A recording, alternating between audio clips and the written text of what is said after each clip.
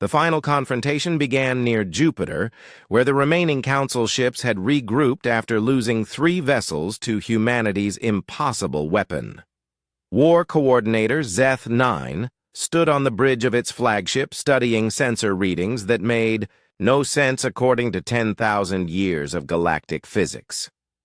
The primitive species from the third planet had somehow weaponized the very force that the Council spent millennia trying to contain. Captain Rick Stone commanded the experimental starship, Defiance, as it approached the alien fleet with humanity's most advanced quantum field drive mounted in its core.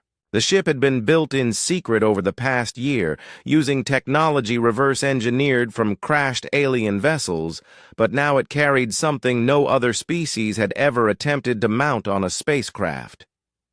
"All systems green, Captain," reported his science officer, Dr. Amy Clark, as she monitored the massive energy buildup in the ship's experimental drive core.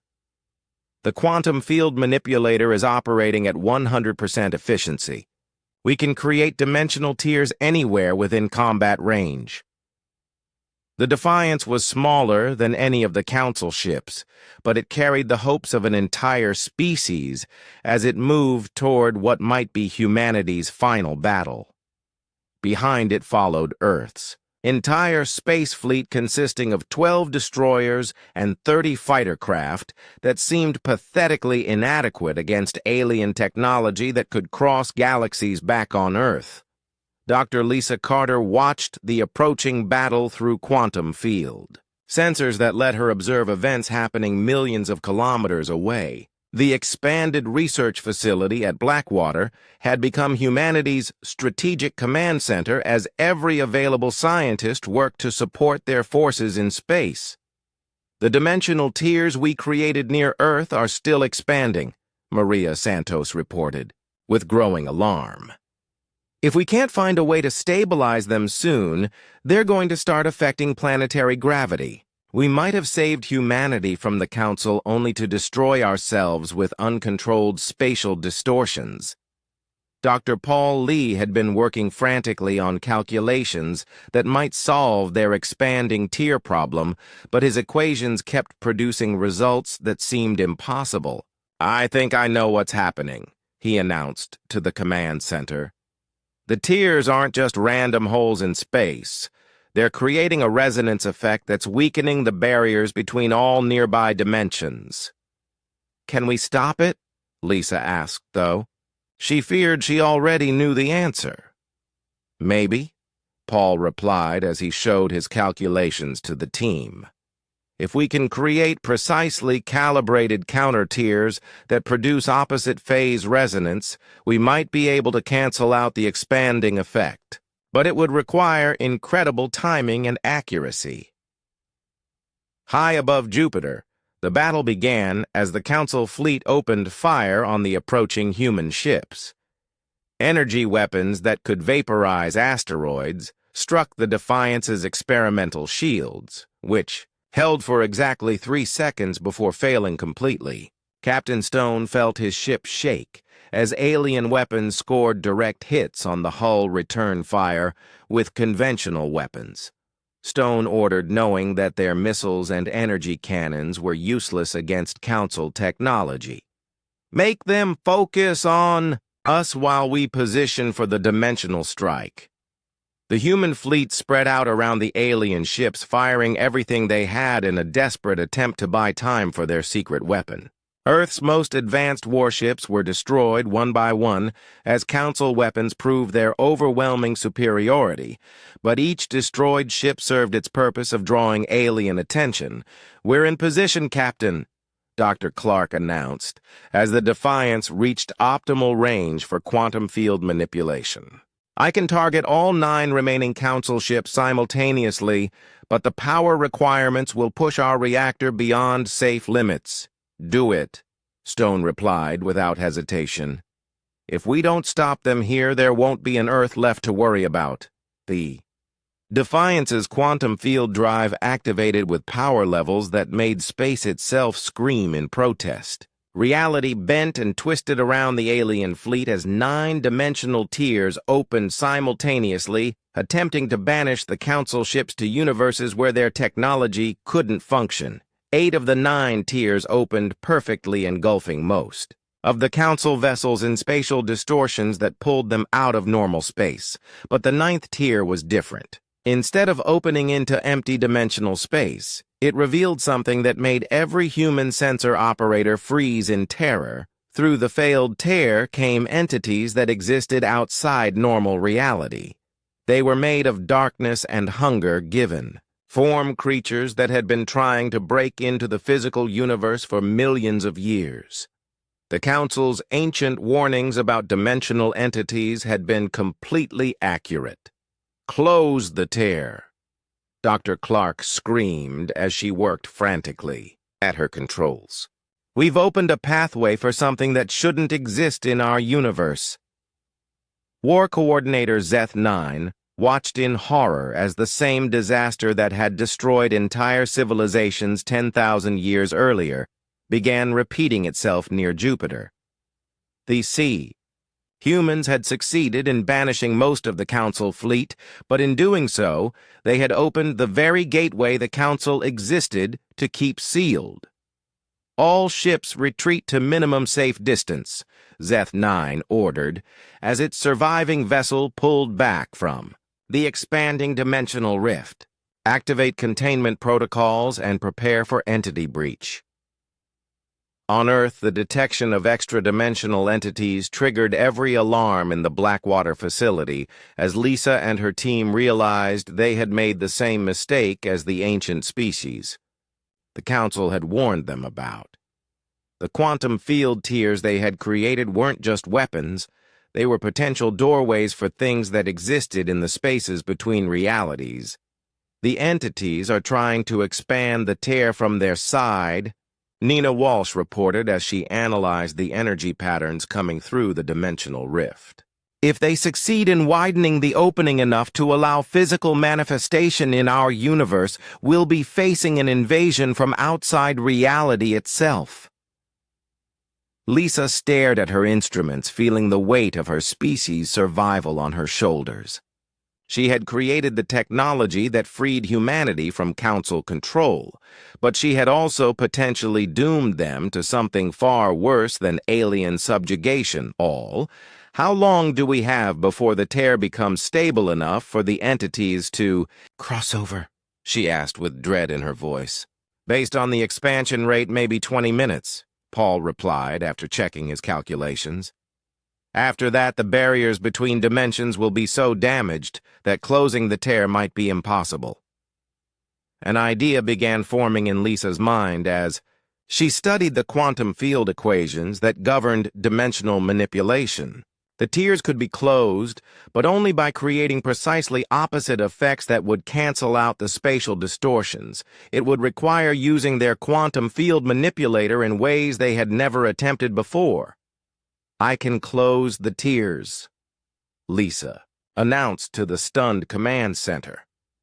"But I'll need to create counterphase quantum fields that perfectly match the resonance frequency of each dimensional rift. If I make even the smallest error, the feedback could tear apart half the solar system." "Do we have any choice?" Maria asked, though everyone in the room already knew the answer. "None at all," Lisa replied as she began programming the quantum field manipulator for the most complex operation in human history. "We broke reality, and now we have to fix it before something even worse breaks through." The next 15 minutes were the longest in human history as Lisa worked to create quantum field patterns that could seal dimensional tiers without causing catastrophic feedback. Around Jupiter, the extra-dimensional entities pressed against the weakening barriers, trying to force their way into normal space where they could begin consuming matter. And Energy Captain Stone and the surviving crew of the Defiance watched helplessly as reality continued to unravel around them. The dimensional tear had grown large enough that they could see the alien entities clearly now, writhing masses of darkness that hurt to look at directly. "Whatever you're going to do down there, you better do it fast," Stone reported to Earth. "These things are starting to push through into our space, and our weapons have no effect on them." Lisa activated the quantum field manipulator for what she hoped would be the last time, knowing that this attempt would either save her species or destroy everything she cared about. The device reached power levels that should have been impossible as it began creating counterphase tears designed to cancel out the expanding dimensional rift space around Jupiter convulsed as opposing quantum fields met and began canceling each other out. The dimensional tiers started collapsing, but the process released enormous amounts of energy that threatened to tear apart nearby space. Lisa watched her instruments carefully, making constant adjustments to keep the feedback from spiraling out of control. One by one, the tiers began sealing as her counter-phase fields successfully neutralized the spatial distortions. The extra-dimensional entities found themselves cut off from normal space as the barriers between realities reasserted themselves. The last tier closed, just as the entities made their final desperate attempt to break through the sudden silence. That followed was almost as terrifying as the crisis itself. Space around Jupiter returned to normal, as if nothing had happened, but everyone involved knew how close they had come to universal disaster. War Coordinator Zeth-9 emerged from its ships, protective barriers to survey the aftermath of humanity's victory. Most of the Council fleet had. The final day of the Council's ultimatum began with an ominous display of alien power that shook every human on Earth to their core. At exactly sunrise over each major population center, the Council ships activated massive energy projectors that painted geometric patterns across the sky in colors that had no names in any human language. The message was clear and unmistakable. The aliens possessed technology far beyond anything humanity could comprehend or resist. War Coordinator Zeth-9 materialized in the communication center at Kennedy Space Center with the same holographic projection technology that Nexus Prime had used days earlier. Unlike the crystalline diplomatic representative, this alien appeared as a massive creature covered in what looked like living metal armor. Its voice carried undertones that made the building's structure vibrate with each word. "I am Zeth-9, military commander of the Council Enforcement Fleet," the alien announced to the assembled human officials. "Nexus Prime has asked me to deliver the Council's final ultimatum to your species before we begin pacification operations." Ambassador Kyle Preston stepped forward, trying to maintain diplomatic protocols despite the obvious threat. The past 3 days had aged him years, as he struggled to find a peaceful solution that would preserve human independence. Now it seemed that all diplomatic options were about to end. War Coordinator, "We appreciate the Council's patience," Preston began carefully. "However, humanity needs more time to consider the full implications of your proposal. Surrendering our technological independence is not a decision we can make lightly." "Time has expired," Zeth-9 replied with what sounded like satisfaction in its metallic voice. "Your species has had 72 hours to make the only rational choice. Instead of cooperation, we detect continued experimentation with the forbidden technology. This defiance cannot be tolerated." President Helen Ross appeared on the communication screen from her secure bunker beneath the White House. Her cabinet and military advisors surrounded her as she prepared to deliver humanity's official response to the alien ultimatum. The weight of speaking for her entire species showed clearly on her face. War Coordinator Zeth-9, "I speak for all of humanity when I say that we reject the Council's demands," the President announced with steel in her voice. "We will not surrender our right to develop our own technology or accept permanent restriction to our home system. Humanity chooses freedom over safety." The alien commander's armored form seemed to shift and expand as it absorbed this defiant response. For several long seconds, the communication center filled with an oppressive silence that made everyone present hold their breath. When Zeth 9 finally responded, its voice carried clear anticipation of violence. "Your choice is noted and rejected," the alien said. "The Council has governed this galaxy for 10,000 years by containing threats to universal stability. Species that refuse to accept Council authority are pacified for the greater good. Humanity will join the long list of civilizations that chose destruction over wisdom." At the Blackwater Research Facility, Dr. Lisa Carter and her expanded team watched the ultimatum exchange while making final preparations for their desperate counterstrike. The weaponized quantum field manipulator now filled an entire underground chamber and required power from 3 nuclear reactors to operate. Every calculation suggested they had only one chance to make their plan work. "The targeting system is as accurate as we can make it," Maria Santos reported as she ran through final systems checks. "We can create dimensional tiers at any location within 50,000 kilometers of Earth, but we'll need perfect timing to hit the Council ships while they're vulnerable." Dr. Paul Lee had spent the past day working on the mathematical models that would guide their attack. His calculations showed that creating multiple tiers simultaneously would require more power than they had ever generated before. The risk of catastrophic failure was enormous, but the alternative was surrender.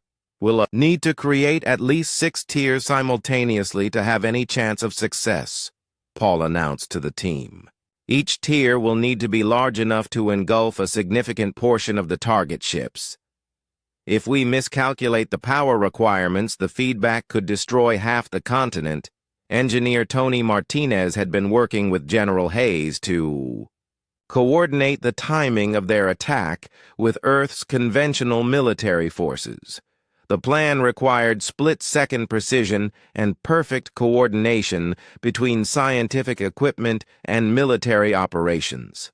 The Navy's orbital defense platforms will begin their attack exactly 30 seconds before we activate the quantum field device, Tony explained to the assembled team. "Their weapons won't damage the Council ships, but the attack should force the aliens to focus their attention on conventional threats while we prepare our dimensional strikes." Dr. Nina Walsh had been monitoring Council communications throughout the ultimatum period and had detected subtle changes in their fleet positioning. The aliens were preparing for their own attack, and their movements revealed potential vulnerabilities in their formation. 3 of their ships have moved closer to Earth, presumably to begin the pacification bombardment, Nina reported. "If we can eliminate those 3 ships first, it might buy us enough time to target the others before they can respond." The final hours before the ultimatum expired passed with agonizing slowness as both sides prepared for a conflict that would determine the future of human civilization. In orbital defense stations around Earth, military personnel made peace with their families, knowing they were about to face weapons beyond their comprehension. In underground bunkers, world leaders waited for news that would either celebrate humanity's freedom or mourn its destruction. At Blackwater, the research team conducted their final equipment checks as massive amounts of power began flowing into the quantum field manipulator. The device hummed with barely contained energy that made the air itself shimmer with potential. Lisa stood before the control console, knowing that the next few minutes would either validate her life's work or damn her as the person who destroyed her own species. "All systems show green," Jake Murphy reported from his engineering station. "Power levels are holding steady at maximum safe parameters. We're as ready as we'll ever be." The ultimatum expired at exactly noon Eastern Time, just as Nexus Prime had originally appeared days earlier. This time, however, there was no holographic projection or diplomatic ceremony. The three council ships, closest to Earth, simply began charging their main weapon systems with energy signatures that registered across every sensor on the planet. "This is it," President Ross announced over the global communication network. "All military units engage the enemy. All civilian populations take shelter immediately. Today, humanity fights for its freedom." The orbital defense platforms opened fire, first sending streams of nuclear missiles and energy weapons toward the massive alien vessels. The attacks splashed harmlessly against Council shields but served their purpose of drawing alien attention away from the surface. Counterattacks from the Council ships vaporized two defense platforms, instantly demonstrating the overwhelming superiority of alien technology, initiating quantum field manipulation, Lisa announced as she began the activation sequence. "All personnel, take emergency positions. We're about to find out if humans can break the laws of physics better than anyone else in the galaxy." The underground chamber filled with blinding light as the quantum field manipulator reached full power. Reality itself began to bend and twist around the device as it prepared to tear holes in the fabric of existence. Through the facility's sensors, the team could see space around Earth beginning to warp in ways that violated every known law of physics. High above them, the Council ships detected the massive energy buildup and began taking evasive action, but it was already too late. Humanity had spent 3 days learning how to weaponize forces that the aliens had spent 10,000 years learning to fear. The quantum field tiers opened simultaneously around 3 council vessels, pulling them partially into dimensions where matter and energy behaved according to completely different rules. War Coordinator Zeth-9 felt something that might have been surprise, as its flagship began sliding sideways through reality into a space where the concept of solid matter had no meaning. The last transmission from the council ship was a warning broadcast to the rest of their fleet about the impossible weapon humanity had created. The 3 targeted council ships vanished from normal space, leaving behind expanding tiers in reality that threatened to grow beyond anyone's control. Lisa and her team watched in fascination and terror as their successful attack created problems they hadn't anticipated. The dimensional barriers between universes had been damaged in ways that might be permanent. "We did it," Maria whispered as she stared at the sensor readings. "We actually banished 3 council ships to other dimensions. The question now is whether we can close the tiers before they destabilize completely," Paul added with worry clear in his voice. "If these rifts continue expanding, they could tear apart the entire solar system." The remaining council ships had pulled back to defensive positions, clearly shocked by the loss of 3 vessels to a weapon they didn't understand. For the first time since their arrival, the aliens seemed uncertain and vulnerable. Humanity had proven they could fight back against the galaxy's most powerful civilization. President Helen Ross stood before the emergency joint session of Congress, knowing that her next words would determine the future of human civilization. The Great Chamber was packed with representatives from every nation on Earth, all waiting to hear how humanity would respond to the alien ultimatum. Outside the Capitol building, the massive council ship continued its silent orbit, casting strange shadows across Washington, fellow humans. The president began, her voice carrying clearly through the chamber and across every communication network on Earth. "We face the greatest challenge in our species' history. The Void Council has given us a choice between submission and destruction. I stand before you today to announce that America and her allies choose neither. A murmur ran through the assembled representatives as they absorbed her words. Many had expected humanity to surrender to the overwhelming alien threat. The president's defiance surprised even her closest advisors, who had urged caution during the emergency meetings.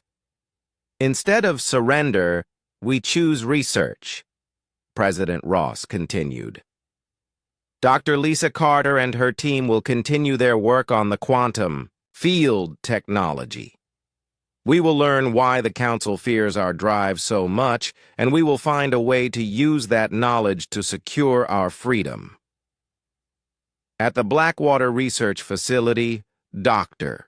Carter received the president's speech while standing next to the quantum field manipulator that had started this entire crisis. The device hummed quietly in its sealed chamber, seemingly innocent, despite the galactic consequences it had unleashed.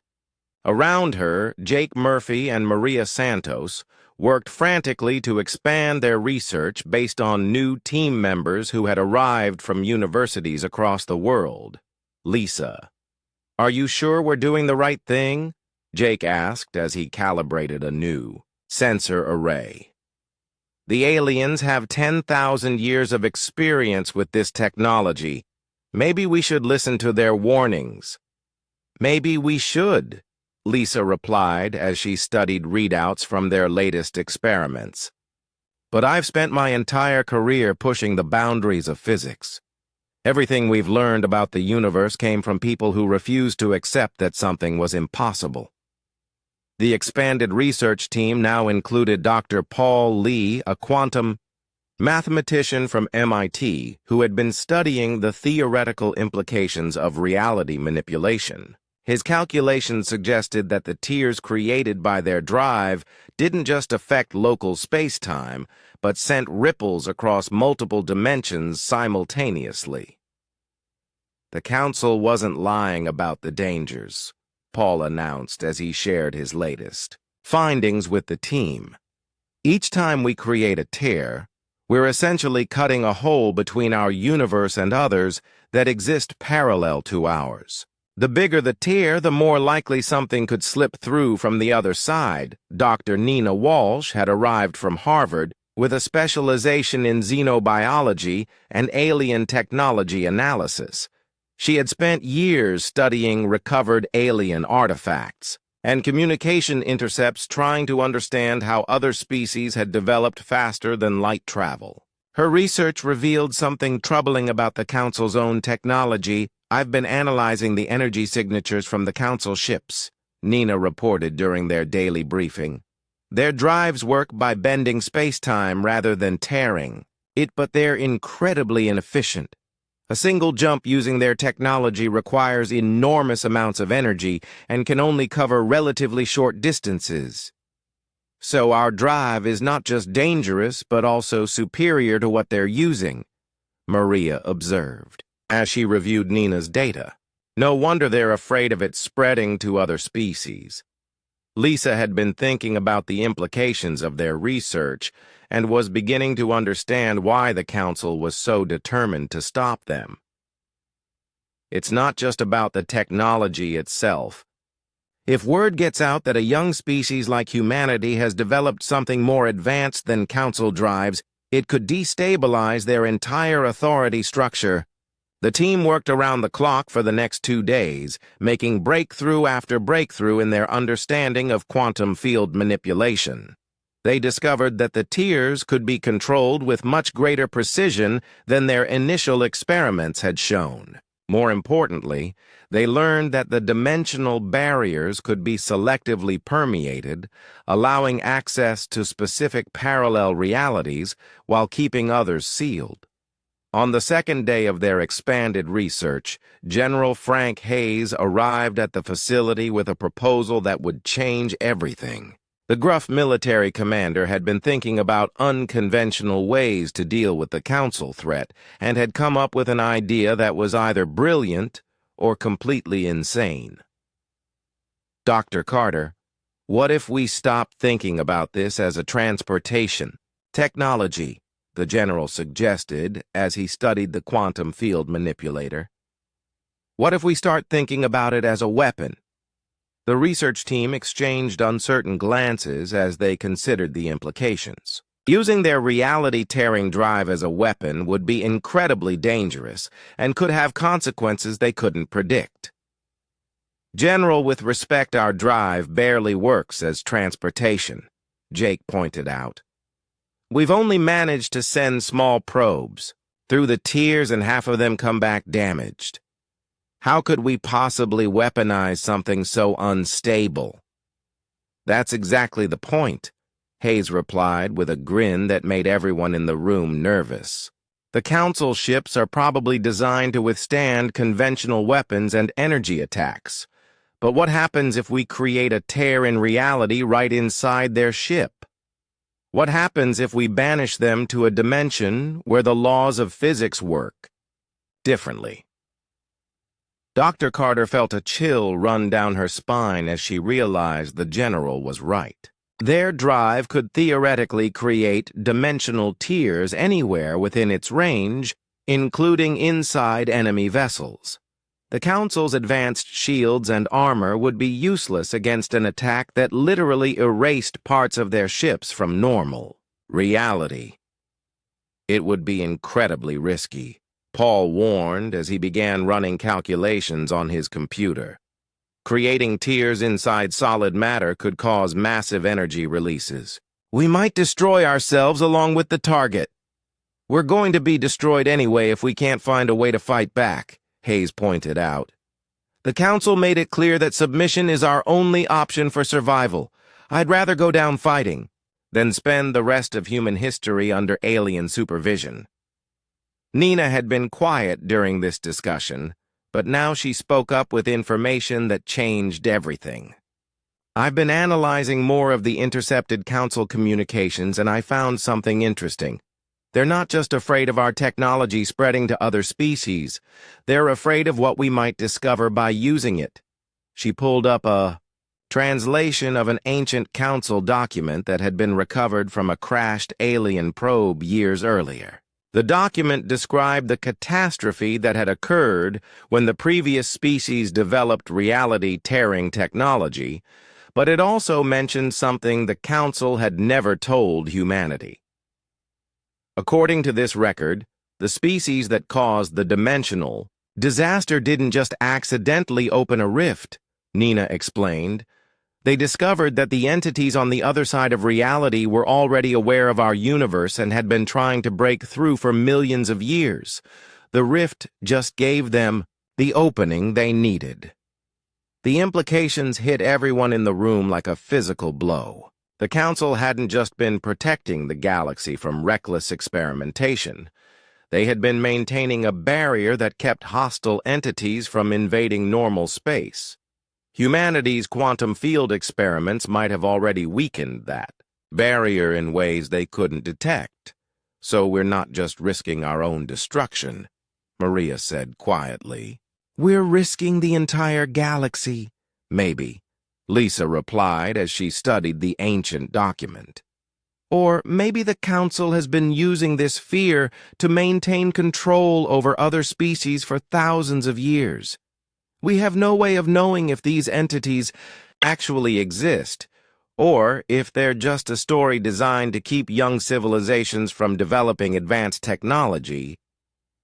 The debate continued through the night as the research team struggled with the moral implications of their work. They were dealing with forces that could either liberate humanity or destroy everything they cared about. The worst part was that they had less than 24 hours to decide before the Council's ultimatum expired as dawn broke over the Nevada. The team reached a consensus that would have seemed impossible just days earlier. They would continue developing their technology, but they would also prepare to use it as a weapon if necessary.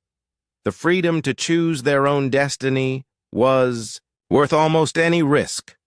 We'll need to build a much more powerful version of the device, Lisa announced as the team began planning their next phase of work. Something that can create stable tiers large enough to affect the Council ships. I can design the power systems, Jake volunteered despite his earlier concerns. We'll need to tap into the national power grid to generate enough energy. I'll work on the targeting systems, Maria added. We'll need to be able to create tiers with pinpoint accuracy to avoid damaging our own forces. General Hayes was already on his communicator arranging for additional military support and resources. The next few hours would determine whether humanity's desperate gamble would save their species or doom the entire galaxy high above the Earth. The Council ships maintained their patient vigil, unaware that the primitive species they had come to. Control was preparing to fight back with the very technology they feared most. The first sign something was wrong came from the Deep Space Monitoring Station on the dark side of the moon. Operator Chen Williams was halfway through his shift when every alarm in the facility began screaming at once. 12 massive objects had appeared at the edge of the solar system without any warning or explanation. Chen had worked at the monitoring station for 8 years and had never seen anything like the readings flooding his screens. The objects were huge, easily the size of small cities, and they were moving toward Earth at speeds that should have been impossible. Even more strange was how they had arrived with no signs of conventional propulsion or faster-than-light drives. That human scientists understood. Within minutes of their appearance, emergency communications were racing between Earth's military bases and government facilities. General Frank Hayes received the alert at his Pentagon office and immediately convened an emergency meeting of the Joint Chiefs. President Helen Ross was awakened in the White House and briefed on the situation by her National Security Advisor. Ambassador Kyle Preston had been sleeping peacefully in his home outside Washington when his secure phone rang with the call that would change his life forever. As Earth's most experienced diplomat, he was being asked to handle humanity's first official contact with alien intelligence. The weight of that responsibility settled on his shoulders as he rushed to the emergency command center. The 12 alien vessels took up positions throughout the solar system with mathematical precision. They formed a perfect sphere around Earth's orbital path, blocking every possible route to the outer planets or interstellar space. Whatever these aliens wanted, they had effectively trapped humanity in their own neighborhood of space. Dr. Lisa Carter was still at the Blackwater facility when she received the emergency call from her government liaison. The connection between her quantum field experiments and the sudden appearance of alien ships seemed impossible, but the timing was too perfect to be coincidence. As she looked at her quantum field manipulator, she wondered if her breakthrough had somehow attracted unwanted attention. "Dr. Carter, we need you in Washington immediately," the voice on the phone told her. "The president wants to know if your recent experiments could have caused this situation." Lisa felt her stomach drop as she realized the implications. If her faster-than-light drive had somehow alerted these aliens to humanity's existence, then she might have brought disaster to her entire species. She gathered her research data and prepared to leave for the capital, while Jake and Maria secured the laboratory. The alien ships remained silent for 3 days, while Earth's government struggled to decide how to respond. Military forces were placed on high alert, but everyone understood that conventional weapons would be useless against technology advanced enough to cross interstellar space. Attempts to communicate with the aliens using radio signals and laser communications received no response. On the 4th day, everything changed when one of the alien vessels moved from its position near Jupiter to Earth orbit in less than an hour. The ship was enormous, stretching over 10 kilometers from end to end and covered in smooth, crystalline surfaces that reflected sunlight in patterns that hurt to look at directly. Ambassador Preston stood in the hastily constructed communication center at the Kennedy Space Center, watching as the alien ship took position directly above them. Teams of linguists, cryptographers, and xenobiologists worked frantically to prepare for first contact, while military personnel maintained a respectful distance. The aliens made contact at exactly noon Eastern Time by projecting a holographic image directly into the communication center. The figure that appeared was unlike anything from Earth's imagination. It stood 3 meters tall with a body that seemed to be made of living crystal and light. When it spoke, its voice came from everywhere. "At once, I am Nexus Prime, representative of the Void Council," the alien said in perfect English. "We have come to address the dangerous actions of your species." Ambassador Preston stepped forward, trying to project calm confidence despite the fear he felt. "Welcome to Earth, Nexus Prime. I am Ambassador Kyle Preston speaking for all of humanity. We are honored by your presence and eager to establish peaceful relations." "This is not a diplomatic mission," Nexus Prime replied with no emotion in its crystalline voice. "Your species has developed and tested technology that threatens the stability of reality itself. This cannot be permitted to continue." The alien's words sent a chill through everyone in the communications center. Dr. Carter, who had arrived from Nevada just hours earlier, felt her worst fears confirmed. Her quantum field manipulator had indeed brought this crisis to Earth. "We don't understand," Preston said carefully. "What technology are you referring to?" "Humanity is still learning about faster-than-light travel and other advanced sciences. Do not pretend ignorance," Nexus Prime responded as the holographic image seemed to focus its attention on Dr. Carter. 3 days ago, your species created multiple tiers in the fabric of space-time using a device that manipulates quantum fields.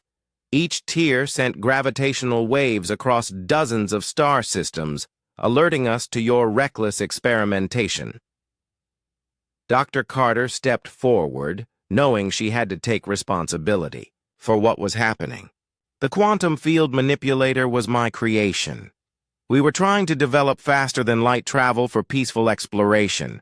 We had no idea our tests would affect anything beyond our solar system."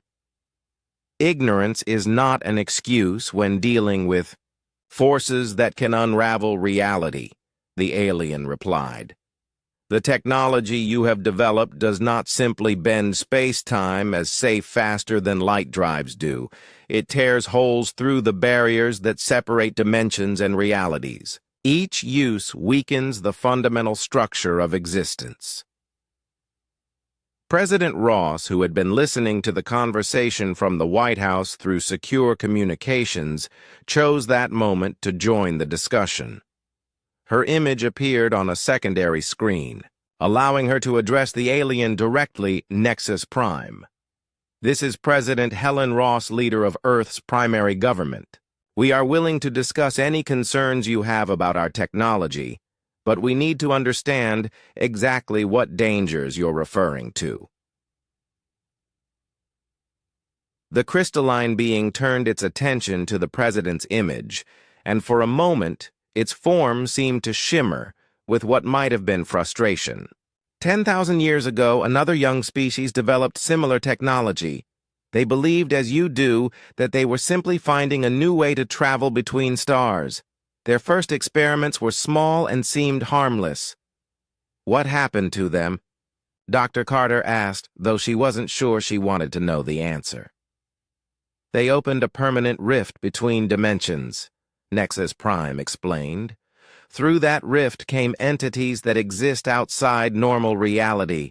These entities consumed 3-star systems and thousands of species before we could contain the damage. The young species that created the technology was the first to be destroyed." The communication center fell silent as the implications of this story sank in. Humanity had been playing with forces that had previously caused the destruction of entire civilizations. The quantum field manipulator sitting in the Nevada desert was apparently a weapon of mass destruction disguised as a Scientific instrument, we propose immediate cooperation, President Ross said after a long pause. Humanity is willing to work with the Council to ensure our technology is developed safely. We have no desire to threaten other species or damage reality itself. Cooperation is no longer possible, Nexus Prime replied with finality. Your species has proven itself incapable of responsible development. The technology must be surrendered to Council authority, and your faster-than-light capabilities must be permanently restricted. Ambassador Preston felt the weight of the moment as he realized the aliens were demanding humanity's surrender. What exactly are you proposing, Nexus Prime? What would happen to human civilization under Council authority? Your species would be restricted to your home system under Council supervision. All faster-than-light technology would be removed and replaced with Council-approved drives that cannot damage space-time. Your expansion into the galaxy would be carefully controlled to prevent future incidents. The aliens' demands hit the communications center like a physical blow. Humanity was being offered survival at the cost of their freedom and independence. They would become a supervised species allowed to exist only under alien oversight. President Ross's voice was steady, but everyone could hear the anger beneath her diplomatic tone. We need time to consider your proposal, Nexus Prime. This is not a decision that can be made quickly. You have 72 hours, the alien replied. After that time, the Council will take whatever action is necessary to contain the threat your species represents. We have quarantined your solar system to prevent your dangerous technology from spreading. No human vessels will be permitted to leave until this matter is resolved.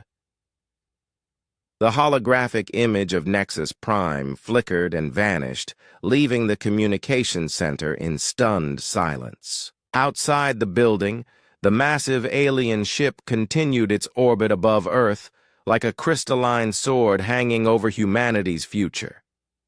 Ambassador Preston looked at Dr. Carter and saw the guilt and fear in her eyes.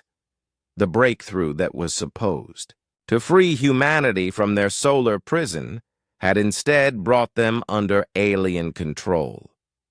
The next, Dr. Lisa Carter stared at the impossible readings on her computer screen and felt her heart race faster than it had in years.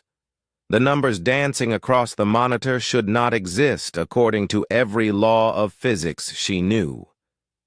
Yet there they were, glowing bright green against the black background, showing energy patterns that defied explanation. The underground laboratory at Blackwater Research Facility hummed with the quiet sound of machines working through the Nevada night. Lisa had been here for 18 straight hours running test after test on her quantum field manipulation device. Her coffee had gone cold hours ago, but she barely noticed. Something amazing was happening in the sealed chamber behind the thick glass wall. Jake Murphy looked up from his engineering console and rubbed his tired eyes. He had been Lisa's partner on this project for 3 years, and had never seen her this excited about anything. The tall woman with short brown hair usually kept her emotions locked away behind scientific method and careful analysis. Tonight was different. Lisa, what exactly are we looking at here? Jake asked as he walked over to her station. His boots echoed on the metal floor of the lab. These readings don't match anything in our database. I know they don't, Lisa replied without taking her eyes off the screen. That's because we just did something that shouldn't be possible. Look at the quantum field displacement measurements. Jake leaned over her shoulder and studied the data. His engineering background helped him understand the technical readouts. But what he saw made no sense. The quantum field around their test chamber had been stretched and twisted in ways that violated basic physics. More importantly, the field had somehow created a pocket of space that registered as being in two places at once. Maria Santos hurried over from her monitoring station across the lab. The young quantum physicist had dark hair pulled back in a tight ponytail and wore thick glasses that reflected the glow from dozens of computer screens. In her hands, she carried a tablet showing even more impossible data. "Dr. Carter, you need to see this," Maria said with excitement clear in her voice. "The gravitational sensors are showing something incredible. During the last test run, we detected a brief moment where space itself seemed to fold." Lisa finally looked away from her screen and turned to face her two colleagues. The three of them had worked together on this project since its beginning, trying to find new ways to manipulate quantum fields for faster-than-light travel. Every other team on Earth had tried to crack this problem using conventional methods. Lisa had decided to try something completely different. "Show me everything," Lisa said as she stood up from her chair. "All the data from the last 6 hours of testing." The three scientists gathered around Maria's workstation as she pulled up screen after screen of sensor readings. What they saw painted a picture of something extraordinary happening inside their test chamber. The quantum field manipulator had created brief tears in the fabric of space itself. For microseconds at a time, reality had been pulled apart and folded back together again. "This is impossible," Jake muttered as he studied the gravitational wave patterns. "We're not generating nearly enough energy to affect space-time like this." "That's exactly the point," Lisa said with growing excitement. "We're not using brute force like everyone else has tried. Instead of pushing against the barriers of physics, we're finding the weak spots and slipping through them." The quantum field manipulator sat in the center of the sealed test chamber, looking nothing like the massive machines other research teams used. Lisa had designed it to be small and precise rather than powerful. The device was only the size of a refrigerator, but it could focus quantum energy with incredible accuracy. Instead of trying to punch holes through space, it gently pulled at the seams of reality until they came apart. "We need to run a larger test," Lisa announced as she began typing commands into her computer. "If we can create a stable tear in space-time, we might actually be able to send something through it." Jake looked worried as he watched Lisa prepare for another experiment. "Lisa, are you sure this is safe? We don't know what happens if one of these tiers doesn't close properly. Every breakthrough in science involves some risk," Lisa replied as she continued her preparations. "Besides, the tiers we've created so far have only lasted for microseconds. Even if something went wrong, the damage would be minimal." Maria had been quiet during this exchange, but now she spoke up with concern in her voice. "Dr. Carter, what if we're wrong about the scale of this? What if these tiers are affecting space beyond what our sensors can detect?" Lisa paused in her work and looked at both of her colleagues. She understood their concerns, but she also knew they were on the verge of something that would change human civilization forever. For decades, humanity had been trapped in their own solar system, while other species roamed the galaxy using faster-than-light drives humanity couldn't duplicate. "Or understand, we'll be careful," Lisa promised. "We'll start with something small, a probe about the size of a tennis ball. If that works, we can scale up from there." The next 2 hours were spent preparing for the larger test. Jake modified one of their sensor probes to survive the quantum field effects while Maria calibrated the detection equipment to track something moving through folded space. Lisa fine-tuned the quantum field manipulator to create a larger and more stable tear in reality. When everything was ready, the three scientists stood behind the protective barrier and watched as Lisa initiated the test sequence. The quantum field Manipulator hummed to life, sending waves of energy through the test chamber. Space around the device began to shimmer like heat waves rising from hot pavement. Then it happened. Reality tore open like someone had cut a hole in the air itself.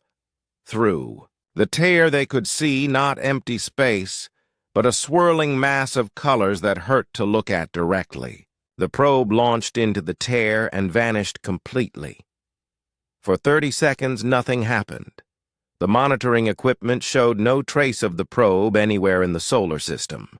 Then, just as suddenly as it had disappeared, the probe reappeared. Through another tier that opened on the opposite side of the test chamber. It clattered to the floor, still intact, but covered in a strange frost that quickly evaporated. "Where did it go?" Jake asked, as he stared at the probe. Maria was already analyzing the data from the probe's instruments. Her face went pale as she read the results. According to the navigation sensors, it traveled 4.3 light-years in 30 seconds. It went to Alpha Centauri and back.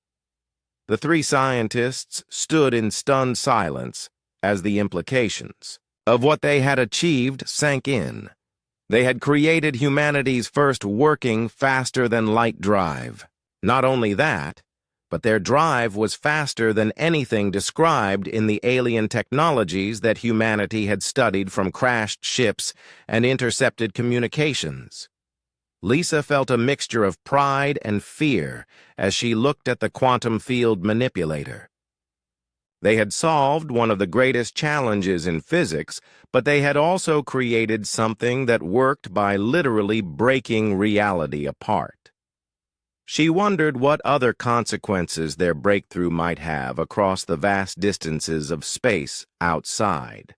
The laboratory, the Nevada desert, stretched empty and quiet under the star-filled sky. None of them knew that their successful test had been detected by sensors that had been watching Earth for longer than human civilization had existed. None of them knew that 12 massive ships were already moving toward Earth's solar system, carrying representatives of the council that ruled the void between stars. The breakthrough that would free humanity from their solar prison had also marked them as a threat to the oldest and most powerful organization in the galaxy.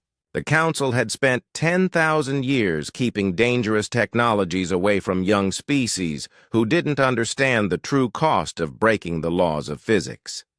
Lisa saved all their data and began planning the next phase of testing. She had no way of knowing that within days alien ships would arrive to ensure that phase never happened.